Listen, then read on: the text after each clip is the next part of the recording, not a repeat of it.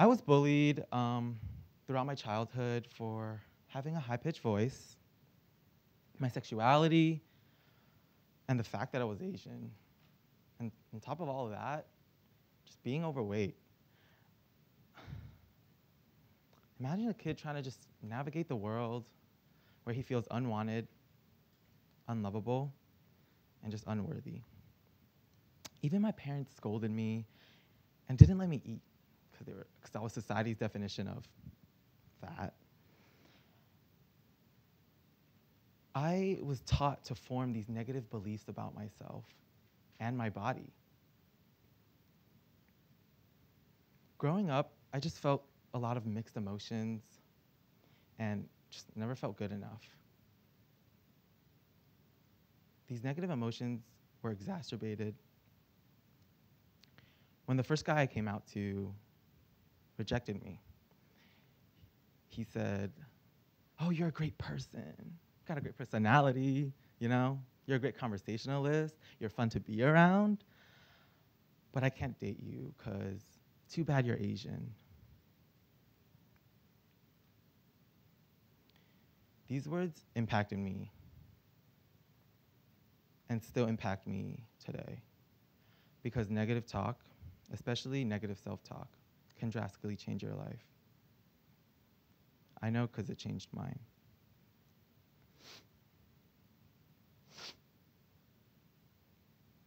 Hello, everyone. My name is Dean Lin. I'm 20 years old, and for the past decade, I've struggled with anorexia, bulimia, and binge eating disorder. For the past few years, I've been recovering despite the negative self-talk. These negative voices in my head that I had throughout my life, they forced me to lose weight and get healthy and get fit, but it didn't tell me the consequences that I would face. People suddenly started to notice me, and I became a before and after success story, an inspiration almost.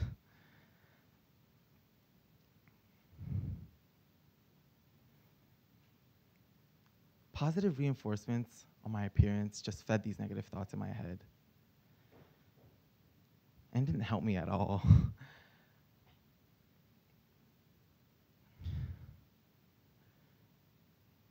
Negative self-talk manifested in my life in so many ways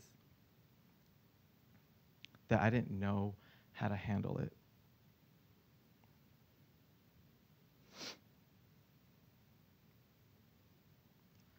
I stripped myself from my identity and started restricting not only food, but everything else in my life. I used my eating disorder as a way to feel comfort and control because I wasn't in control of my sexuality, my identity, or how others treated me or thought of me.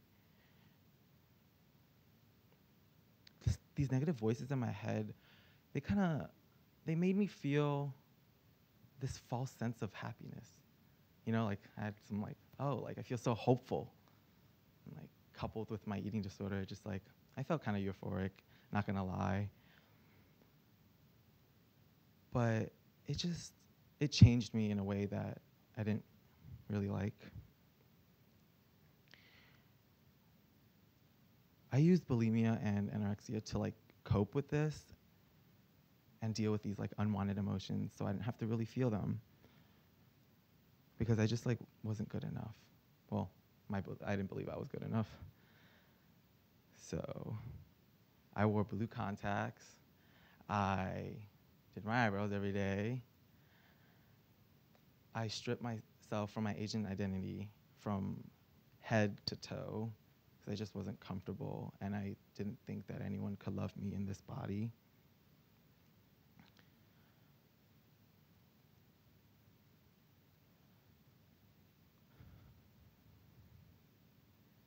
No matter how much weight I lost though, no matter how little I ate, I still hated every inch of myself. And I literally could not figure out why. But my eating disorder manifested itself and hid itself and blurred the lines between negative self-talk and just my problems with eating. But you don't have to look emaciated, underweight, overweight, or you can be any weight and you can still have an eating disorder, because eating disorders, they don't discriminate, and neither does that negative self-talk in your head.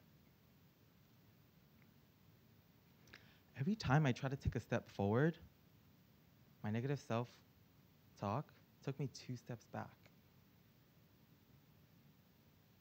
I didn't understand why I kept relapsing. Like, Dean, why? Like, I started to believe that recovery was just impossible, like not meant for me. But thankfully, 2 years ago, I finally entered treatment for the 4th and final time. I hit rock bottom. I weighed 92 pounds and I was on the verge of death. This was literally the worst day of my life. But concurrently, it was also the best day of my life. That little sliver of positive self-talk made me choose recovery, and it helped me find that recovery was possible. And recovery taught me one thing, and the most important thing, I think, was how to start a healthier relationship with myself.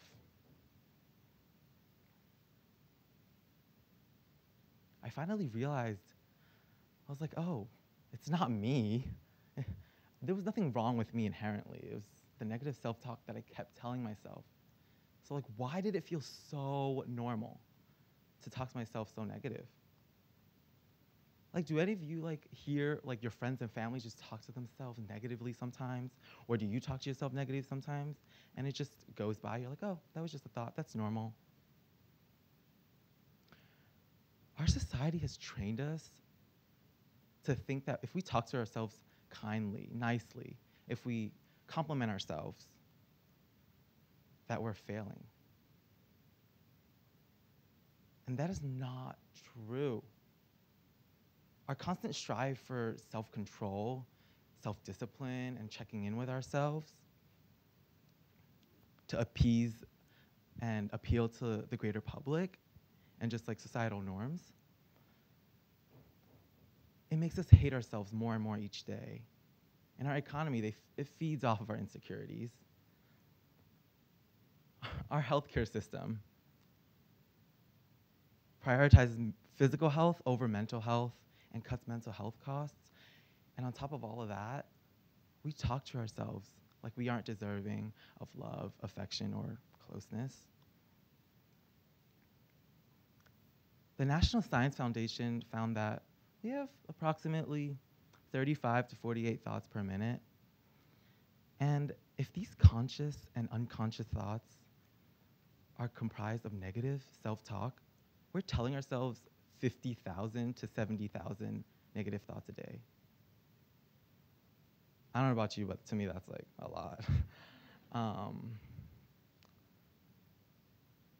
But studies also show that the more we talk to ourselves negatively, the more that affects our behavior. And negative self-talk makes us linger on to negative life events for a longer period of time and grieve over negative life events for a longer time as well. Because negative self-talk is so normalized, we compromise the most important relationship in our lives, the relationship to ourselves. And sometimes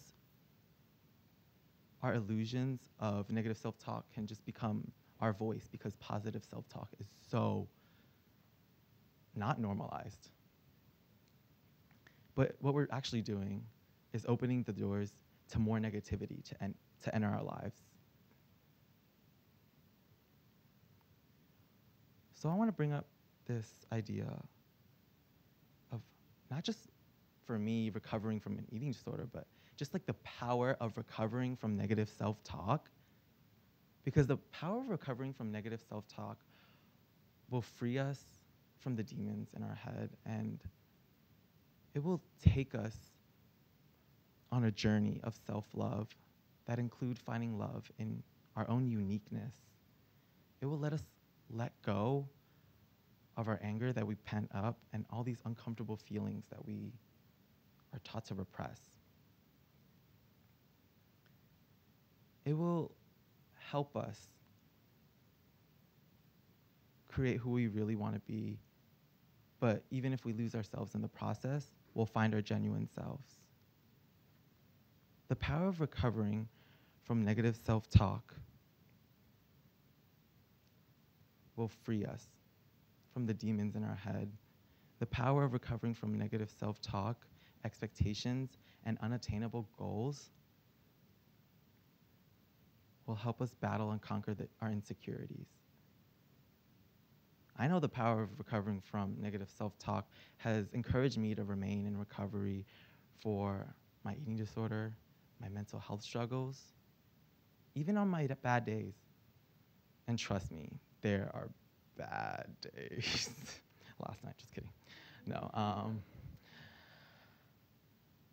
But I just want you all to soak in the power of freeing yourself from negative self-talk and the power of recovering from negative self-talk, even if you don't notice it. I want you to do this so you can change your life and so you can create a healthier relationship with yourself and build that healthier relationship with yourself. I challenge you to talk to yourself like you would a friend or a person you love or the person you look up to. Because when we cultivate a positive relationship with ourselves, only then can we form lasting bonds with others and live a meaningful life. Thank you.